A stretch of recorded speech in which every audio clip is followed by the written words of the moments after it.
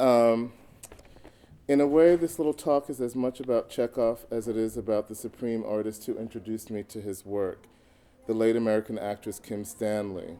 In the mid 1950s, I was trying to write an article about. I'm sorry, ooh. In the mid 1990s, I wasn't even here in the mid 1950s. Mid 1990s, I was trying to write an article about Stanley, who at that point had not appeared on stage in almost 40 years, and who had not made a film since she'd played Jessica Lange's mother in the 1984 movie Frances. While I was admiring of Kim's work in that film, you could cut her envy and hatred for her daughter with a knife. I had loved even more the two feature films she'd made before 1958's The Goddess, 1958's The Goddess, and 1964's Seance on a Wet Afternoon, appropriately enough. Watching Stanley in those pictures changed my life in that the reality she brought to the roles convinced me that art had to have some bearing in reality for me to bear it. That is, my writing had to be rooted in real feelings, feelings that come with observing reality as truthfully as possible in order for me to have any respect for it at all. It was very complicated getting in touch with Kim.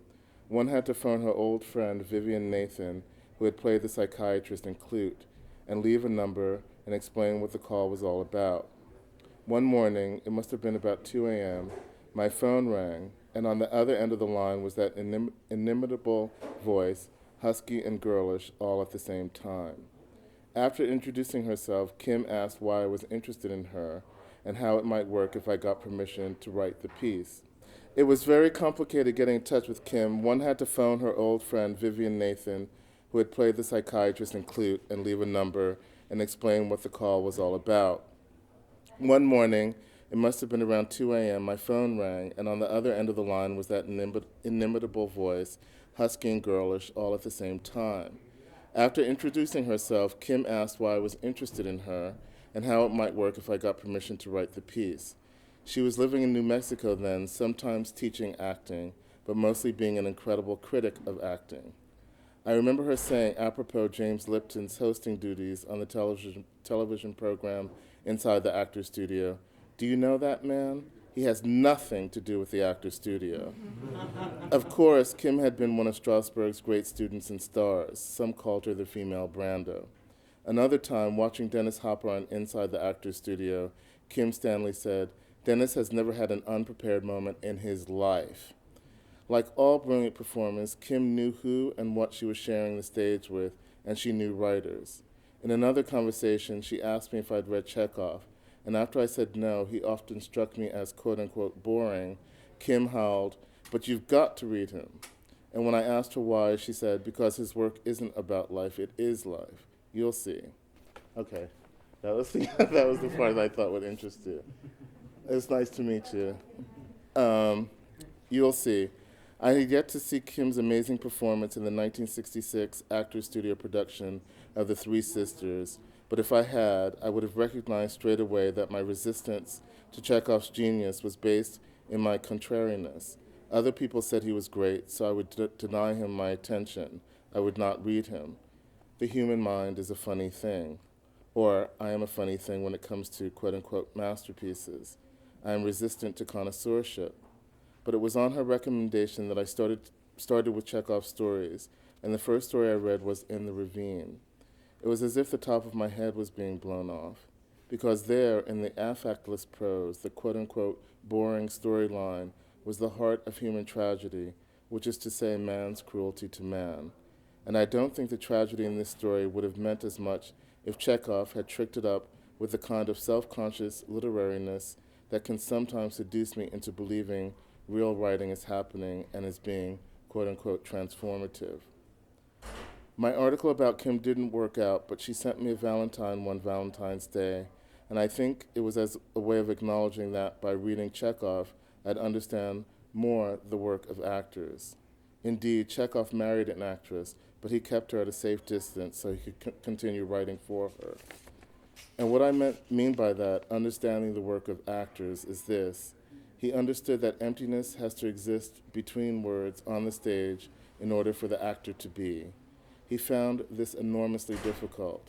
Whereas he could write a short story in his sleep, plays like The Three Sisters took as long as a year for him to complete. Uncle Vanya is one of Chekhov's last major efforts. It hardly seems to exist on the page. You can feel the great author's rapidly diminishing life floating over the script like a vapor. First performed in 1899, 4 years before he died of tuberculosis at the age of 44, the play was written and published before The Three Sisters and The Cherry Orchard, his penultimate works for the stage, which were directed by the brilliant Konstantin Stanislavski at the Moscow Art Theater. Stanislavski directed Uncle Vanya too, but it wasn't a total success at first. When it premiered, Moscow audiences didn't know what to make of it. Who can blame them? Who were these people? Were they people? Living on a half-ruined estate in the Russian countryside with little more to tie them together than odd family connections, interest in the estate's modest revenue, and passions that feel less than passionate. Chekhov's world, it seemed, was touch and go, with more go than touch, and could be construed as cold and underdone, at least on the surface. The playwright wasn't unaware that his first-night urban audience might have their share of reservations about his four-act ensemble piece where nothing much happens. Writing to the actress Olga Gnipner after the play's premiere, they later married, Chekhov said, "The telegrams made no mention of anything except curtain calls and brilliant success, but I thought I could detect in them the slightest, subtlest hint of something which led me to suspect the mood among you was not quite so universally sunny." Then, adding a little Chekhovian sigh, "This morning's newspapers confirmed my intuition." Writing in 1936, the poet and essayist Osip Mandelstam articulated what might prohibit an audience member from embracing the play whole. Quote, "What an inexpressive and colorless rebus," he wrote. "Why are they all together? How is the Privy Councillor related to anybody? A biologist would call this Chekhovian principle ecological. There is no action in his drama. There is only perpetuity with its resultant unpleasantness." There was a lot of drama involved in making Uncle Vanya happen on the page, though. In 1988, the prolific short story writer was casting about to work in a longer form. He couldn't seem to get going on a novel, and suggested to his friend, the wealthy journalist Severin, that they collaborate on a comedic piece together. Chekhov drew up a list of characters and situations for the potential collaborators to work on, but Severin took a powder, leaving Anton to compose The Wood Goblin on his own. Uncle Vanya is essentially a reworking of that somewhat overcrowded work, whose main value, it seems to me, was that it helped Chekhov define and ultimately refine his utterly distinct and late dramatic style. Instead of focusing on a title character, as in his early 1887 drama Ivanov, the playwright learned in The Wood Goblin how to cast light and shade on interrelated lives as he posed certain philosophical questions. What is happiness? What is love? What is family? In dialogue that camouflages its innate poeticism under the drab drag of the everyday. While Chekhov was one of the least doctrinaire writers on earth, he did for a while fall under the spell of Tolstoy's pretty theory about universal love and its power to heal the ills of the world, which a quote-unquote reborn character spouts in the last act of The Wood Goblin. Uncle Vanya turns its back on a lot of that. It's a bitter play that struggles with hopefulness, and when compassion pops up during various moments, it only serves to italicize how missed the connections are among these diminished lives. It was Kim Stanley who brought me to Chekhov, but it's brilliant young artists like Annie Baker who continue to bring Chekhov to you and to mine him for the reality he brings to the world through his characters who speak without saying and try to communicate while avoiding or rushing too violently towards the desire to be touched. And now, despite my initial resistance, I see Chekhov everywhere, including this recent episode. Email to a friend. I'm on the train on my way back to New York City, and there are a couple of white boys in front of me, adolescents, who were giggling over something on the smaller boy's computer when I came back to my seat after I'd gone to the bathroom. And as I took my seat, they didn't see me for a second. I saw the screen. The smaller boy was pointing to a picture of a black woman, and next to that, an image of a baboon. After they saw me, the boy slammed his computer lid shut very quickly, but it was too late. The blood had gone to my head. I'm sitting here with another 40 minutes left to the trip, wondering if I should say something without being sent to jail once we get to the station, or not forget this and write it down again and again. Later, I want to thank you for your email. I didn't have a chance to write before now because I had to lug all this stuff home and I wanted a moment with my thoughts and to replay the movie that was that particular train ride. I sat behind those boys for a while watching, incredibly enough, The Three Sisters, the Actors Studio version with Kim Stanley and Sandy Dennis and Geraldine Page. I learned more about writing from performers than a lot of other things, including some books. In any case, Kim, as you know, is a perennial favorite.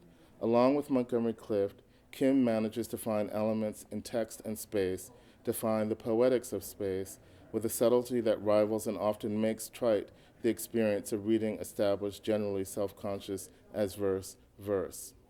Kim and Monty are the white space between the lines of poetry. I sort of can't believe Kim's immersion in a role. The role is real and she isn't. That is the humility art demands, the evisceration of one's body, the better to show the fucked up human soul.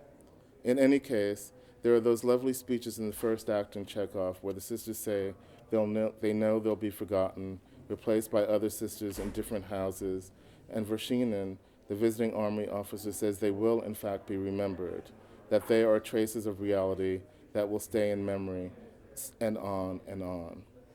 I didn't want to be torn away from this very real invention by the reality sitting in front of me, and how Irina's talking about the warm air reminded me of the warm air beyond the train windows, but still, I had to perform in this play I didn't want to perform in.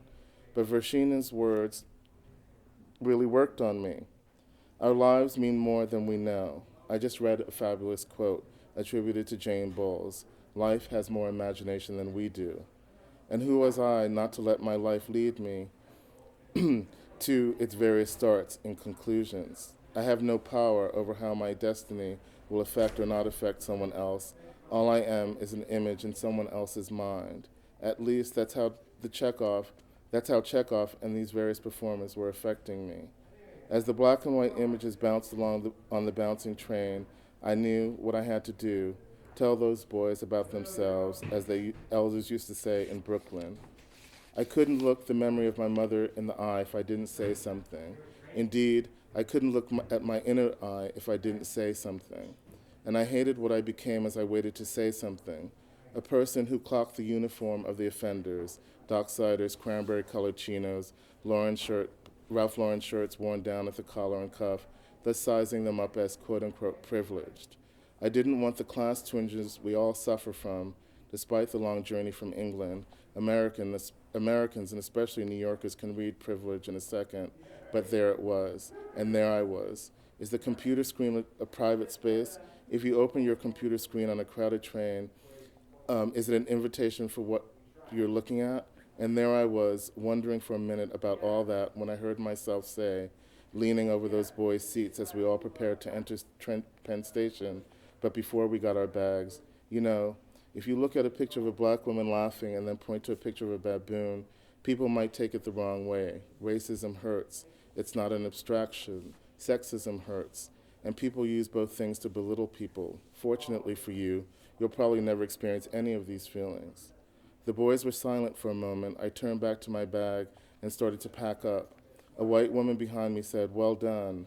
The older boy said, "Sir, that had nothing to do with sexism or racism." And I said, "Well, it looked that way. You guys were laughing and pointing to those images. And why did your friend shut his computer screen when he saw that I saw?" The older boy said, "Sir, that wasn't about anything racist or sexist." And the white woman behind me said, "Kid, why don't you just apologize and shut the fuck up?" I turned to her, our hands touched. I said, "Did you read that mess about Obama at Barnard and how idiots in the Lombard sphere are now using his support for women to slag them off?" And she said, "I think the world is going crazy." A black man further down the aisle started to walk toward us. I don't know if he heard any of the exchange, but blood hears blood, especially if there's a chance it'll be spilled. But I nodded that he shouldn't come any further, for obvious reasons. If there was going to be harm, he should be spared harm. The car got quiet. We started to collect our bags. My suitcase, though, was on the rack at the front of our car, so I had to wait for those boys and their friends to get off the train to collect it, my legs pulsing with that strange adrenaline that the minority faces in the company of the status quo, and there was the realization, too, how sometimes the action can not only change the atmosphere but allow other people to speak, too. As we walked out of the train, a white man who had been sitting across from me and the woman gave us the thumbs-up gesture. Outside the station, the air was warm, and people were going about their nighttime business, as in a play or story by Chekhov. Thank you.